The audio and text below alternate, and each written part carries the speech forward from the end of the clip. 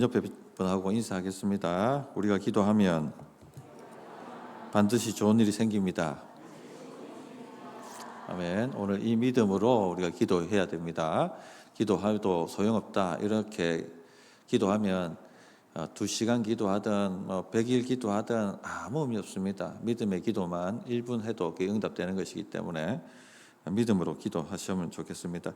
오늘은 제자도에 대한 말씀을 나누고자 합니다. 우리가 예수님 믿는다고 하는 것, 예수님 존재를 인정하는 것, 혹은 예수님이 우리의 구원주가 되신다는 것, 이 정도를 예수님 믿는 것이라고 말할 수가 없습니다. 예수님을 믿는다는 것은 예수님을 따라가는 것입니다. 내가 예수님 믿는다고 하면서 예수님을 전혀 따라가지 않는다면 그거는 상식적으로 생각해봐도 예수님을 믿는 것이 아니죠. 예수님이 어디를 가시든지 주님을 따라 살아가는 것, 바로 제자가 되는 것입니다.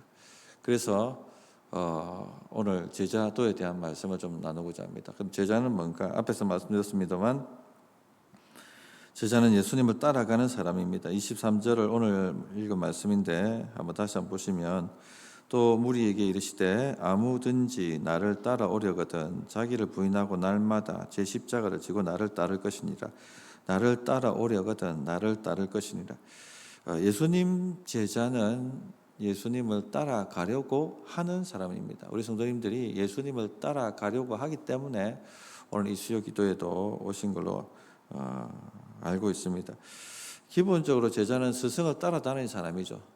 그 당시 제자는 스승과 동행하며 스승의 사역을 배우고 스승의 성품을 배우고 스승의 지식을 배우고 그런 것이 바로 제자였습니다. 스승이 어디로 가든지 따라가는 사람들이 바로 제자였습니다. 예수님 믿는다고 하면서도 예수님과 상관없이 살아간다면 참 제자가 아닌 것이죠. 예수님을 믿는 것이 아닙니다. 그런데 목회하면서 너무나 슬픈 것은 이런 분들이 의외로 많이 있다는 것입니다. 각 교회마다 예수님을 믿는다고 하지만 예수님을 따라 살지 않는 사람들이 많죠. 오늘 우리 시대는 더합니다. 그 가난한 성도라는 말도 하고 플로팅 크리스천이라고 말을 또 하는데 교회는 안 나오면서 자신은 예수님 믿는다라고 얘기하는 그런 사람들이 많이 증가하고 있습니다. 엄청나게 많은 비율로 늘어나고 있습니다. 자신은 예수님 믿는다고 하지만 어떻게 예수님을 따라가지 않는데 예수님을 믿는 사람이 되겠습니까? 예수님의 제자가 되겠습니까? 큰 착각하고 있는 것이죠. 또 어떤 분들은 교회는 출석하는데 하나님의 말씀 순종하는 것이 전혀 없습니다. 삶이 어제나 오늘이라 변화가 없습니다. 10년 전이나 10년 후나 변화가 없습니다. 성품 그대로입니다. 자기 성질 내고 싶은 대로 다 내고 자기 고집 피울 대로 다 고집 부리고 변화가 없습니다. 말씀에 대한 순종이 없는 거죠. 말씀을 비추어서 자기를 돌아보는 것도 없고 이런 것도 참 믿음이 아닙니다. 주님의 성품을 닮아가고 주님을 따라가는 열매가 맺혀야 되는데 전혀 따라가지 않는 것이죠. 교회는 나오는데 예배는 드린다고 하는데 말씀은 듣는다고 하는데 기도는 한다고 하는데 전혀 예수님을 따라가지 않는 사람이 있다는 것입니다.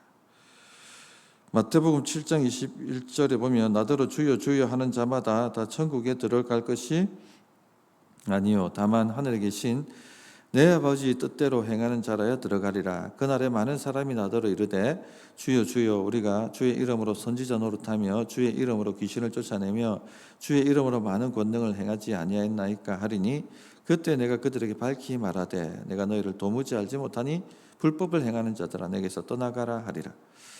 그날 즉 마지막 최후의 심판 때 이제 이런 일이 일어난다는 겁니다. 많은 사람들이 하나님 나라 그 문 앞에 와서 주님, 저는 주님의 제자입니다. 들어가게 해주십시오. 들어가게 해주십시오. 그렇게 말을 한다는 것이죠. 저는 주님의 이름으로 선지자 노릇했습니다. 주님의 이름으로 예언하며 주님의 이름으로 하나님의 말씀을 전파했습니다. 그렇게 말하는 사람도 있는데 전혀 주님이 알지 못한다는 겁니다. 또 어떤 사람은 저는 주님의 이름으로 귀신을 쫓아냈습니다. 저는 주님의 이름으로 많은 권능을 행했습니다. 그런데 주님이 전혀 내가 너희를 모르겠다. 내게서 떠나가라 이 불법을 행하는 자들아 그렇게 말씀하신다는 것입니다. 굉장히 충격적인 말씀이죠. 충격적인 말씀이죠. 선지자 노릇을 하고 한마디로 말씀을 전하는 사역자이며 또 귀신을 쫓아내는 능력을 가지고 있고 또 수많은 권능을 행하는 은사를 가진 그런 사람들이 하나님의 나라를 위해서 교회를 위해서 봉사한다고 말하는 그 많은 사람들이 전혀 주님과 상관없는 사람이라는 것이 드러나는 때가 온다는 것, 그런 일이 실제로 일어날 거라고 주님이 예언하고 계신 것, 엄청나게 충격적인 말씀입니다. 왜 그러면 그런 평가를 받았을까요? 불법을 행하는 자들이다, 이렇게 말씀하고 있지 않습니까? 한마디로 말씀을 순종하지 않았다는 것입니다. 전혀 변화가 없다는 것입니다. 주님의 제자가 아닌 것이죠. 주님을 따라 사는 사람들이 아닙니다. 교회에서 많은 봉사를 하고 많은 공로를 만들고 많은 헌금을 하고 많은 전도를 하고 그렇게 해도요, 전혀 삶의 변화가 없는 사람, 인생의 인격의 변화가 없는 사람, 정말 예수님의 제자가 맞는지 점검을 해야 된다는 것입니다. 그날에 나는 너를 모르겠다 하면 이거 큰일 나는 것 아니겠습니까? 그래서 예수 믿는 사람은, 예수의 제자는 주님을 따라가는 사람, 따라가려고 할 뿐만 아니라 실제로 따라가는 사람이다 하는 것을 우리가 꼭 명심해야 되겠습니다. 두 번째, 제자는 자기를 부인하는 사람입니다. 다시 23절을 보시면 또 무리에게 이르시되 아무든지 나를 따라오려거든 자기를 부인하고, 그렇게 말씀하셨습니다. 부인한다는 것이 무엇입니까? 나는 모릅니다, 나는 당신 모릅니다 하는 것이 부인한다는 얘기죠. 베드로가 예수님께서 대제사장 집에서 심판을 받으실 때 대제사장의 여종이 이 사람도 예수 믿는 사람, 예수 따라다녔던 제자입니다 라고 이야기하자 베드로가 손살에 있으면서 나는 그를 모릅니다, 나는 그를 모릅니다 하고 3번 부인하지 않습니까? 나는 모른다 하는 게 이 부인입니다. 똑같은 헬라 단어입니다. 저는 그 사람과 상관없습니다. 저는 그 사람과 관계없습니다. 저는 그 사람을 알지도 못합니다. 모릅니다. 자, 이게 부인하는 것이죠. 예수님의 제자가 되려면 자기를 부인해야 한다, 그렇게 말씀을 하고 있습니다. 한마디로 말해 자기를 모른다고 얘기해야 된다는 겁니다. 나는 나와 상관이 없습니다. 나는 나와 관계가 없습니다. 나는 나를 모릅니다. 이렇게 부인해야 된다는 것이죠. 이게 도대체 무슨 말씀입니까? 예수 믿기 전에 나는 나의 인생의 주인이었습니다. 내 뜻이 중요하고 내 계획이 중요하고 내 꿈이 중요하고 내 고집이 중요하고 내 즐거움이 중요하고 내가 중요하고 내가 주인공이어야 하고 내가 드러나야 하고 내가 주인이어야 했습니다. 그런 나를 나는 모른다라고 부인해야 한다는 겁니다. 나는 도무지 저 최수역을 모릅니다 하고 부인해야 되는 것입니다. 그런 사람만이 주님의 제자가 된다, 제자다라고 말씀하고 있습니다. 나는 나와 상관이 없습니다. 자기가 주인 되려고 하고 자기 계획대로 살려고 하고 자기 힘으로 살려고 하고 자기 즐거움만 추구하려고 하고 그런 그 나와는 전혀 나는 상관이 없고 그를 알지도 못합니다. 이렇게 해야 한다는 것입니다. 근데 성도님들, 자기 부인이라는 게 거창한 게 아닙니다. 새로운 삶 할 때 이수관 목사님 간증을 제가 한번 말씀을 드린 적이 있습니다. 몇 년 전이니까 이제 삶 공부를 다시 한번 더 처음부터 다시 10년이 됐기 때문에 처음부터 다시 또 코스를 한번 밟을 필요가 있습니다. 이 돌에 글자를 새길 때 또 파고 또 파고 또 파고 해야지 길이 나는 것처럼 말씀 한번 들었다고 해결되는 게 아니기 때문에 내년에 그렇게 할 계획입니다. 자기 부인하는 게 거창한 게 아니라 일상에서 일어나는 일입니다. 이수관 목사님이 그 휴스턴의 LG 지사장으로 계셨던 분이신데 그분이 굉장히 즐거웠던 게 뭐냐면 한국에 있을 때 늘 검도관에 가가지고 검도를 하는 것이 이분의 낙이었고 기쁨이었습니다. 그렇게 대련을 하고 난 다음에 한 2시간 정도 그렇게 대련을 하고 샤워실에서 탁 샤워를 하고 옷을 다시 차려입고 나올 때 그 행복감은 이루 말할 수가 없답니다. 모든 스트레스가 다 풀리고, 휴스턴으로 왔는데 이 미국에서 검도관을 찾으려고 하니까 없는 거예요. 그래서 모든 수소문을 해가지고 다 찾아봤더니 2시간 차를 드라이브해 가서 검도관이 하나 나타나는 곳을 찾아냈던 것입니다. 금요일만 되면, 이제 주말이 되면은 그 검도관으로 가는 것이죠. 드라이브해서 2시간 동안 엄청나게 그 검도를 좋아하는 것입니다. 검도를 하고 난 다음에, 대련하고 난 다음에 샤워실에서 샤워를 탁 하고 나올 때 그 기분으로 너무 기분 좋아가지고 그렇게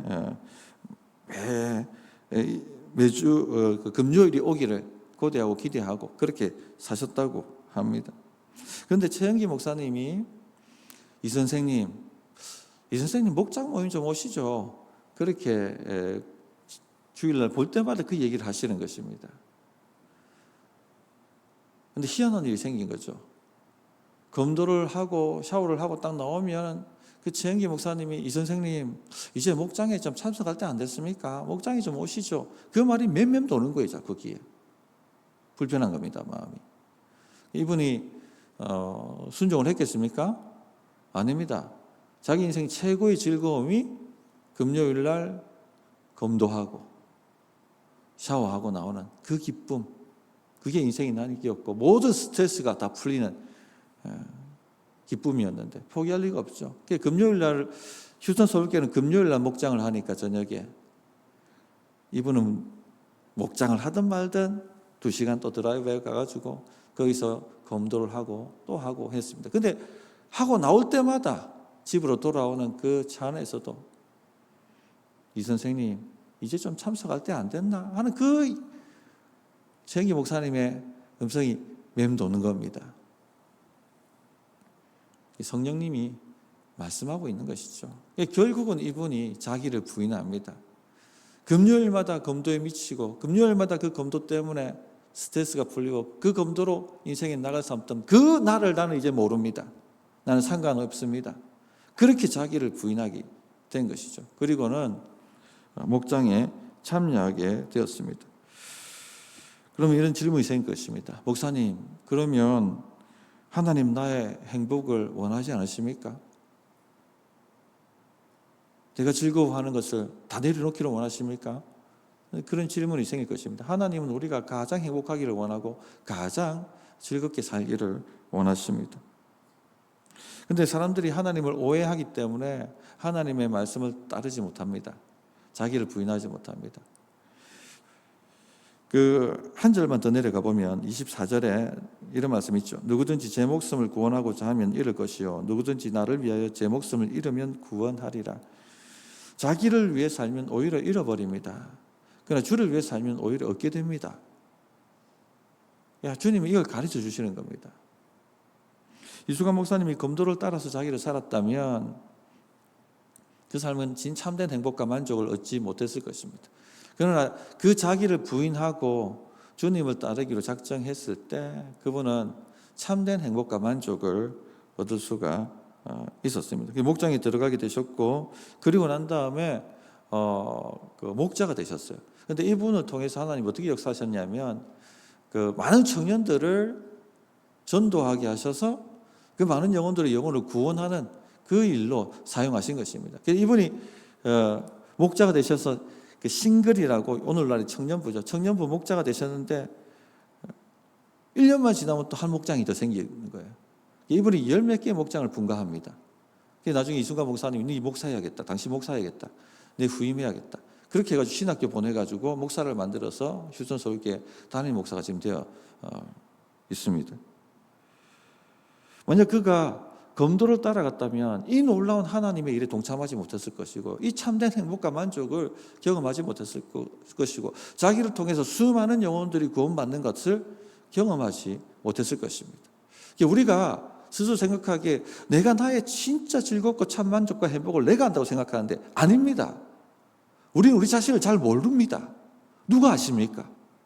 정말 나를 아시는 분은 하나님이세요. 왜? 하나님이 나를 지으셨기 때문에. 뿐만 아니라 우리 앞길도 아시는 분이 하나님이십니다. 그러므로 자기를 부인하고 하나님을 따라가면 거기에 참된 만족과 참된 행복이 있고 내가 가야 할 길이 있다는 것입니다. 성도님들, 혹시 이런 갈등 가운데 계시다면 자기를 모른다고 부인하십시오. 내 고집대로 사는 나 모르겠고, 내 계획대로 살려고 하는 나 모르겠고, 내 즐거움대로 살고자 하는 나 그 모르겠고, 나는 주님의 부르심을 따라가는 사람이다. 그렇게 주님을 따라갈 수 있기를 바랍니다. 세 번째 제자는요, 자기 십자가 지는 사람입니다.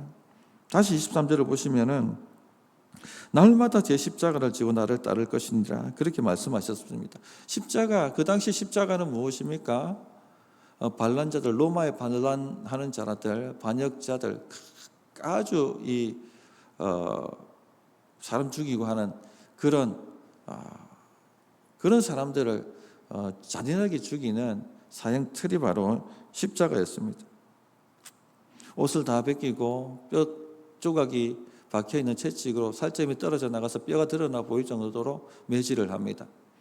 그리고 그 피떡이 된 사람에게 자기가 짊어진 십자가를 지게 만들고, 그리고 완전히 탈진해 쓰러질 때까지 채찍질을 가하며 그 사형장까지 십자가를 운반하게 만들죠.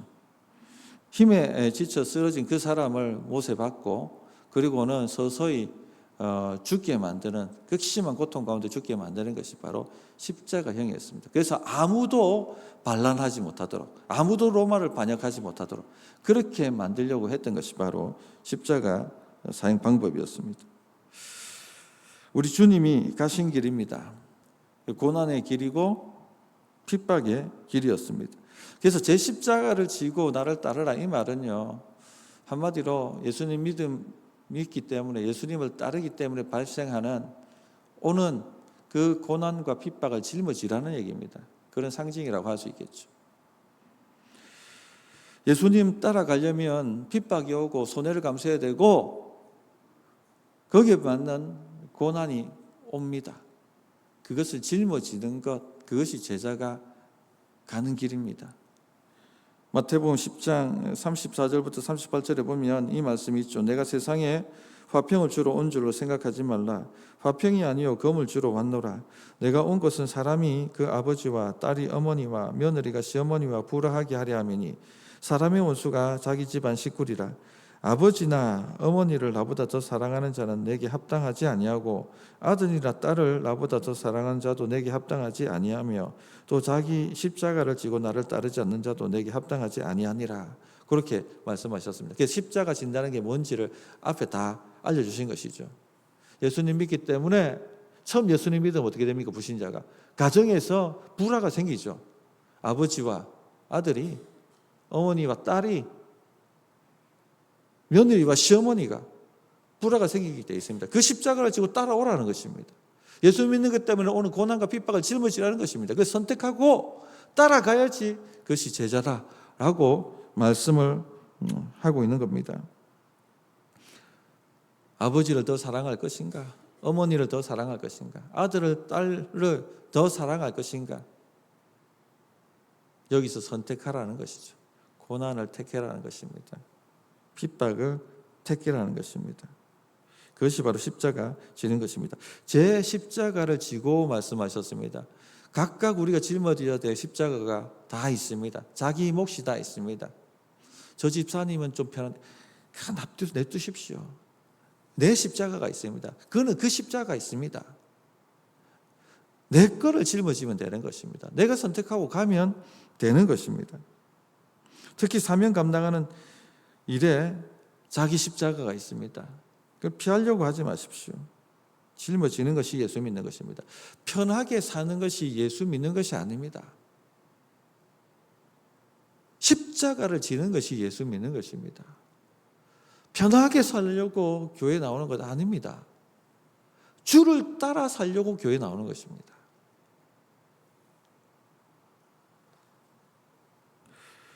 또 십자가는 누군가 억지로 지어주는 것이 아닙니다. 내가 짊어지는 것입니다. 내가 선택하는 것입니다.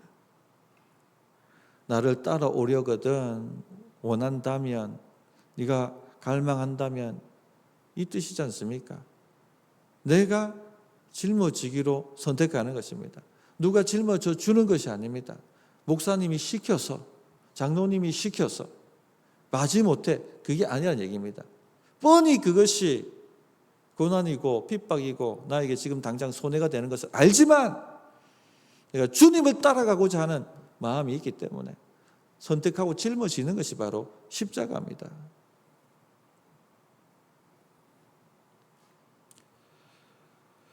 주님을 따르면 집에서부터 갈등이 생기지만 내가 따라가겠습니다 하는 것이고, 주님을 따라가면 회사에서 손해를 보고 왕따를 당해도 내가 주님을 사랑하기 때문에 내가 주님을 선택하며 따라가겠습니다 하는 것이고, 주님을 따라가면 내 시간을 깨어서 내어놓아야 하고 내 물질을 깨어서 내어놓아야 하지만 내가 주님을 사랑하기 때문에 내가 그것을 선택하겠습니다 라고 하는 것이 바로 십자가 지는 것입니다. 저는 우리 성도님들 그렇게 할 수 있기를 바랍니다.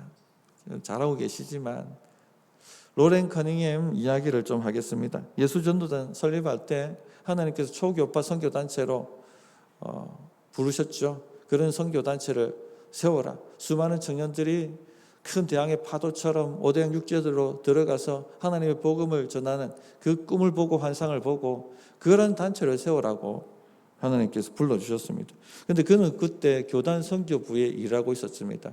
고정된 페이가 나오고 사택이 나오고 그런 삶을 살았습니다. 그런데 교단 선교부에서는 초교파 사역은 허락하지 않습니다. 만약 당신이 초교파 선교 단체를 하려고 한다면 이 교단 선교부에서 나가셔야 됩니다.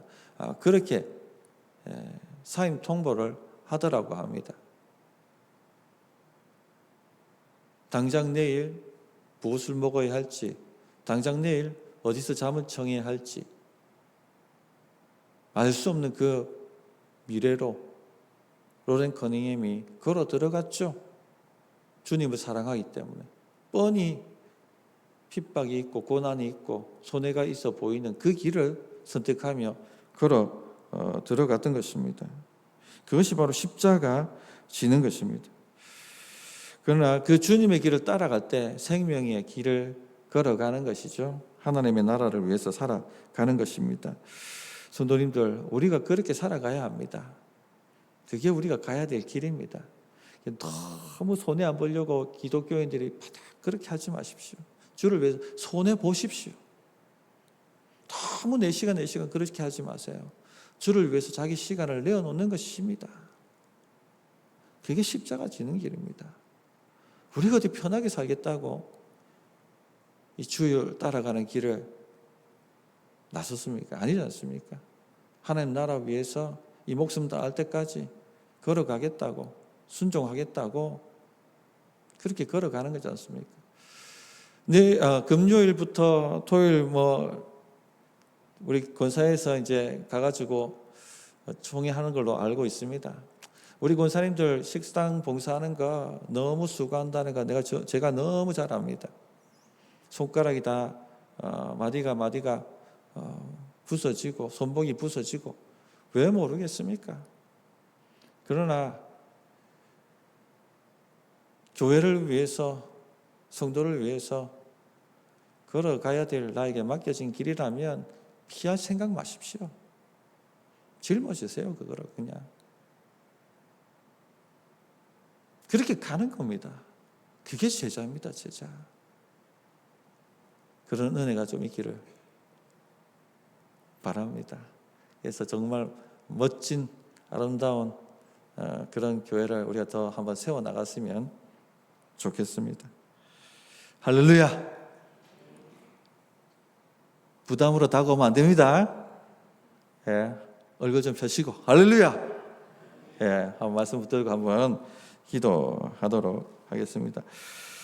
주님 제자 되기 원합니다. 한번 따라하겠습니다. 주님 제자 되기 원합니다. 자기를 부인하고 주님 따라가겠습니다. 주님 때문에 오는 핍박과 고난을 선택하겠습니다. 주여 외치고 주님 따라가겠습니다. 기도하겠습니다. 주여! 아버지 하나님 감사합니다. 주여! 제자 되기 원합니다. 주여 제자 되기 원합니다. 주님을 사랑하기 때문에, 주님이 나를 위해 십자가에 죽으신 것을 내가 믿기 때문에, 주님이 나에게 생명 주신 것을 내가 믿기 때문에, 주여 내가 주님 따르기를 선택합니다. 주님 저를 인도하여 주시옵소서. 주님 저를 인도하여 주시옵소서. 주여 내가 주님을 따라갑니다. 자기를 부인하고 날마다 십자가 짊어지며 주님 따라가